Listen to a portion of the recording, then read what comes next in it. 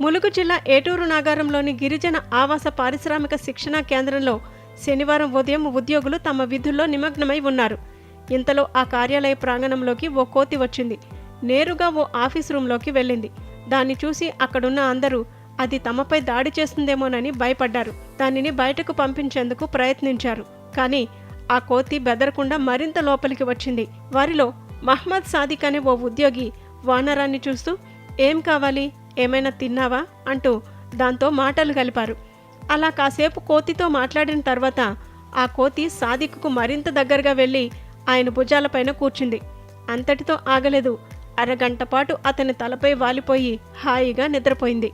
సాదిక్ కూడా కదలకుండా అలాగే ఉండిపోయారు. సుమారు అరగంట తర్వాత కిందకు దిగిన ఆ వానరం సాదిక్ వైపు ఆత్మీయంగా చూస్తూ, "నా అలసట తీరింది, ఇక వెళ్ళొస్తాను" అన్నట్టుగా బయటకు వెళ్ళిపోయింది. ఇదంతా చూసి సిబ్బంది ఆశ్చర్యపోయారు. మూగజీవి పట్ల సాదిక్ చూపించిన ఆదరణ అక్కడి వారిని ఆకట్టుకుంది.